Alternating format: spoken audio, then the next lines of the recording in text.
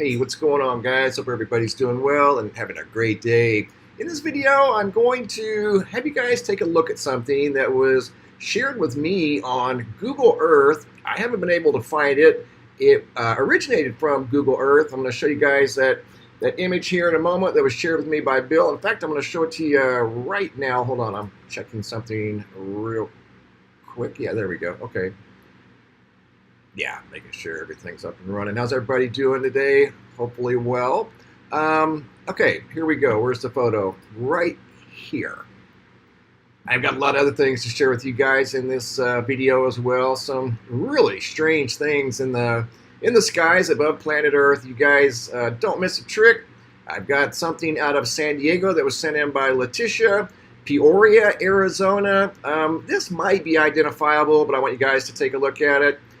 Something really bizarre in San Antonio, Texas, and then something from the International Space Station. But what you're looking at right here was sent in by Bill B, and he didn't have the coordinates, or otherwise he would have obviously gave them to me. But this is from Eastern Oregon, near the Snake River. I have went there on Google Earth, and I have looked around.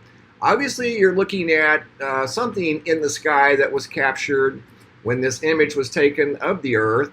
I think 2018, I don't know, probably 2018, 2017, I think is when most of these were last updated. Maybe 2020, I'm not sure, because I don't know exactly where this is at. But what's interesting about this find, again, that was sent in by Bill B, is the size. If these things are indeed some sort of a biological flying creature that we call birds.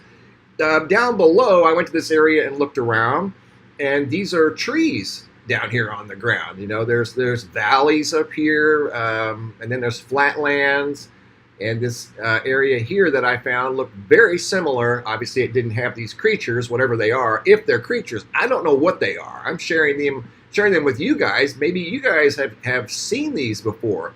To me, yeah, they look like birds, right?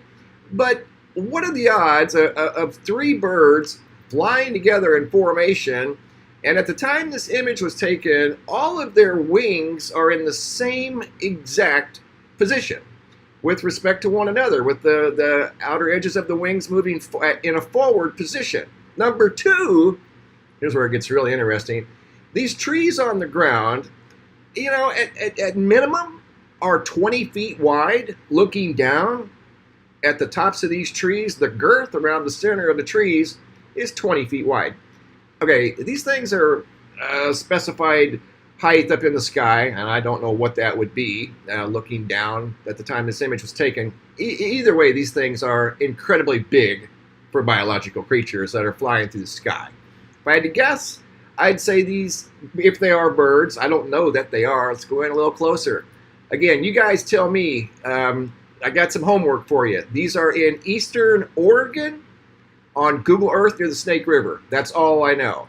So if you guys want to have some fun, go to Eastern Oregon and try to find what you're looking at here. This is on Google Earth. But here they are up close. And again, if those are trees on the ground, which that's how I interpreted them, these things would have to be somewhere in the neighborhood of oh wow, 15 to 25 feet wide wingspan. Are you serious? They would be incredibly big. So, something to occupy your time if you're bored, looking around for interesting things. Maybe hop up to Eastern Oregon, near the Snake River. And like I said, I did go up there and look. I didn't spend a whole lot of time up there. I was up there for maybe 20 minutes just looking around. And I did confirm that there is area up there that looks exactly like that. But I did not find these things. So check it out. Google Earth, Eastern Oregon. You're going to see some incredible, what look like, well, they are. There's no doubt about it. They're triangles in the daytime sky, coming up in the sky phenomena. Also in this video, we're going to the International Space Station, Mary Hall, once again. She doesn't miss a trick. I'm telling you, she has got the space station covered. And she noticed this. I'm not sure where the location was, and she could have told me. Maybe I didn't write it down. I normally do. She's normally good about that. But this here, and maybe she didn't know at the time, but you can see this spans for probably, I don't know, 100 miles maybe? And you can see this big, what looks like a snake-like feature high in the sky above planet Earth. I just found that interesting. Another good observation by Mary Hall from the International Space Station. Here's where we get into some high strangeness, like you saw in the title of the video. I was not kidding. This is a video sent in by Gino out of San Antonio, Texas. And here we go. Don't know what this is. I'm not quite sure how to even interpret it. Again, maybe you can help me out here, because I don't have the answers to every single thing. I have an educated guess sometimes, but this here, I don't know. Something moving through. Obviously, the daytime sky. The sky was clear blue. There's no clouds in the sky, so this can't be misinterpreted for a cloud. Obviously, it's a brownish black color. I've looked at this over and over again, and to me, it kind of has a triangle shape, but it looks like a damaged triangle, moving through the daytime sky. Here, I'm going to play it, and then you guys tell me what you think. This is the very best I could do. I zoomed in. At times, you could see where Gino had zoomed in, and it went out of focus. Right there, I paused it. See how it's got a triangle shape, but it looks like it's seen better days. I don't know. It looks like to me it's damaged. I can't imagine that being any type of a bird, because you don't see anything moving, on this structure, whatever it is, moving through the daytime sky. So I'll finish out the video. It's just maybe 12, 15 seconds long. And then that was it. And you can see how that, like, there's a tailpiece back here. Like maybe it was being influenced by the wind. You don't see it there, but you see it there. See what I mean? So that's the only thing right there, that dark thing that changed. And then towards the end of the video, you don't see it. I know it's kind of, there you go. You don't see it there. Something was like dangling off the backside. See it there? You don't see it there. So it almost looks like a damaged triangle craft, to be totally honest. But again, I don't know. That's a difficult one to interpret. Again, high strangeness in the skies above planet Earth. Take you guys over to San Diego, California, where Letitia noticed something unusual from her view, looking, I think this is out over the ocean from San Diego. Letitia Y, and she lives here, so, if this was the moon, she would be familiar with the moon and wouldn't, really have thought twice about it. This goes back to January the 2nd, so this is about 3 weeks ago, and she noticed this unusual light in the nighttime sky. Now, what you see in front of the object are tree branches. That's why it has kind of an unusual look, but you'll see it change colors. It's quite large, way off in the distance. I don't think the moon typically changes colors. You'll see like a green, and right there, you see the green? And there's a light purple. Maybe it's atmospheric optics because of it's long distance away, or I don't know. It's another, high strangeness in the skies. The lines, again, that's a tree or some sort of a fence or something in her field of view towards this object, whatever it was. She didn't know. I don't claim to know. I'm just passing it along with you guys. I believe that's a tree branch or a collection of branches in front of this object. Then again, I don't know. It's got a pretty consistent pattern in front of it. Like I said, I've studied this one over and over too, and I'm as baffled as she was. This was sent in again by Letitia from California, and maybe that's not tree branches. The reason I say that is because I've seen tree branches before, in videos very similar to this in front of the moon, but this is not the moon. This is something different. Once again, out of San Diego, California, high strangeness. Don't forget to go to Google Earth up near the Colorado or the Snake River in eastern Oregon. Okay, I'm going to take you guys to another place. Oh, okay, here we go. This is out here in Peoria, Arizona. Okay, this is looking east. This is just a couple of days ago, actually 3 days ago.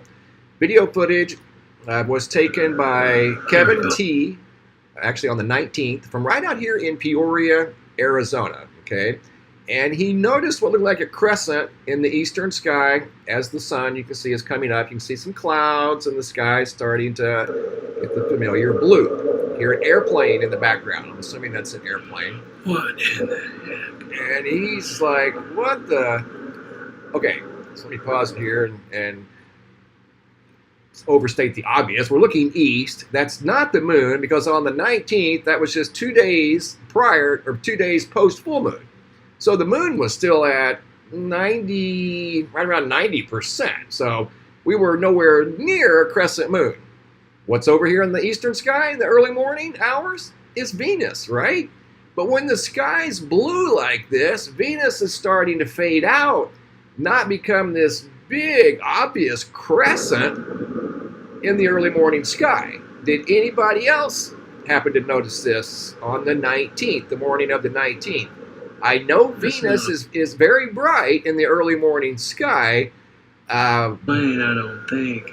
But he was very bewildered at the time that he saw this. Again, talking about high strangeness, that looks like a mini moon in the sky above Earth. Get a load of that.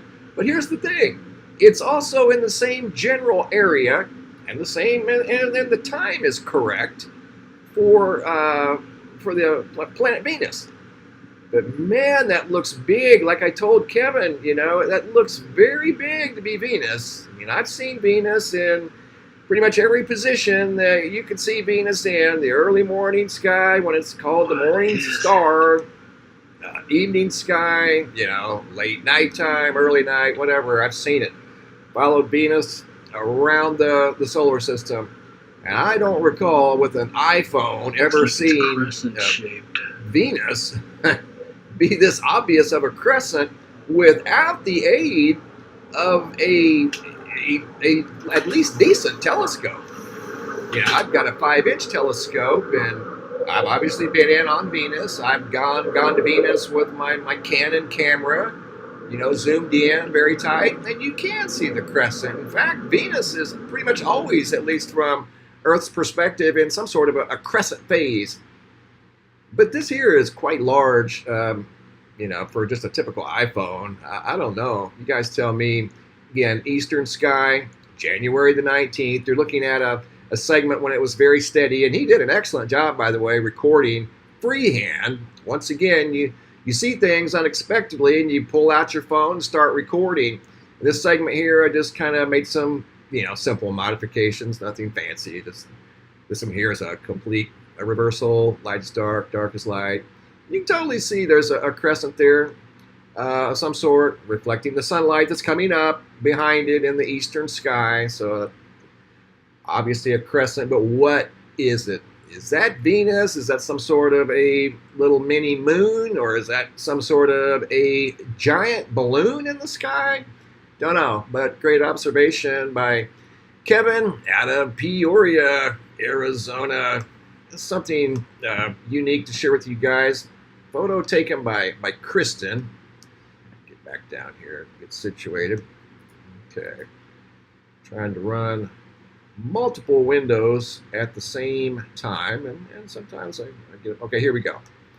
We are going to, it's in the slideshow. Okay, we've been to San Antonio, San Diego. Okay, so now we're going to Sky Phenomenon slideshow. Check this out. All right, this was a great photo sent in by Kristen. The location right here it is. Quincy, California. Here we go. Daytime sky, partly cloudy. Notice the elephants in the room, so to speak. There's 1, 2, 3, 4. I take this image. I definitely work on it. I spent quite a bit of time working on this image you're looking at right here. To pull forward these, they look to be the same size too, as you're going to see in this video. I just started the video. Here we go. Okay, this is the original slightly enhanced, and you can see, you back it up, what it looks like. I zoomed in there. One right there for sure. Another one right there. Okay, 1, 2, 3, and as you'll see, there's maybe one up here, but 3 for sure. 1, 2, 3. This one over here almost looks like an isosceles. An isosceles has 2 equal sides, and then the back side is much shorter. These, I don't know, they maybe could be an isosceles, but that one definitely looks like an isosceles. That looks like a triangle craft. I've seen a triangle craft that looked exactly like that. in the early morning sky. Absolutely. So it doesn't surprise me. I know these things are real, no doubt about it. But I've never seen a collection like that so obvious in the daytime sky. And that's what compelled her to take this photo you see right here. Here it is in a black and white format. And 1, 2, 3 for sure. And there could possibly be one up there, but had a little more cloud cover in front of what looked like a triangle with very crisp edges. So that was an excellent photo by Kristen out of Quincy, California. Great job. Jackie C, looking at a giant sun halo. See these quite often in the proximity of the sun. Florida, this was sent in by Family of Perks, and this is the moon, I believe the recent wolf moon. And in the proximity of the moon, like the sun had a big halo, the moon had these very colorful clouds in the proximity of the moon, and sometimes that can be influenced by volcanic ash. I don't know if that's the case there, but one thing you guys can look for in the coming days, pay attention to especially sunsets, because the volcanic ash from the Tonga eruption, obviously it is still occupying a large part of the atmosphere, and you might see some really cool purple sunsets. And if you do, and it's not too much trouble, maybe take a picture or two if you see these purple sunsets, and send them to reports at MrMBB333.com, and I'll share them here in a video. Serbia, photos here you're looking at were sent in by Sarah out of Serbia. Another picture of the wolf moon, Palenta, out of Sacramento, California. All right, I'm going to give you guys a couple seconds to look at the wolf moon, and then notice the unusual feature off to the left. Do you see it? I mean, I had to look twice. Once I saw it, I looked, and I looked again. Look at that over there to the left. Are you serious? Looks like the profile, at least of a wolf, maybe a German Shepherd. Yeah, that was a cloud configuration above Sacramento, California. I mean, you can't make this stuff up. She noticed it, not me. She took the photo, shared it with me. I'm sharing it with you guys. Wow. Got a wolf profile next to the wolf moon. How about that? Russ, photo taken by his mom out of Halifax of a very intense, nice double-decker rainbow. Great job, Russ's mom. Photo here by Jimmy K. Got the diamond-shaped sun. This is just simply atmospheric optics of the lower sky being filled with particles of ice and snow. And that makes the very dramatic-looking sunrise. And you can see another halo around the sun. This photo right here, you're going to see a series of photos by Tina G. out of Donaldsonville, Louisiana. This is unedited, right? Exactly the way I received it. And the sky has this unusual, like, yellowish orange haze to it. Again, that's why she took the photo, and I didn't do anything to it except share it with you guys. Another photo here by Tina, something weird in the sky, more high strangeness above the earth, with a big halo peeking out from the roof line of the house, and an unusual cloud that's shaped like some sort of a flying craft or something in the sky. That's why she took the photo, because of its unique shape. Tiffany out of Lufkin, Texas. Get a load of this. That's the moon in the nighttime sky above Lufkin, Texas. Hamburg, Germany. Photo here by JS, who noticed this sharp line in the sky. Didn't know what to make of it, and quite honestly, I don't know what we got there either. He thought maybe that was the edge of maybe a large craft or something sitting up there in the sky.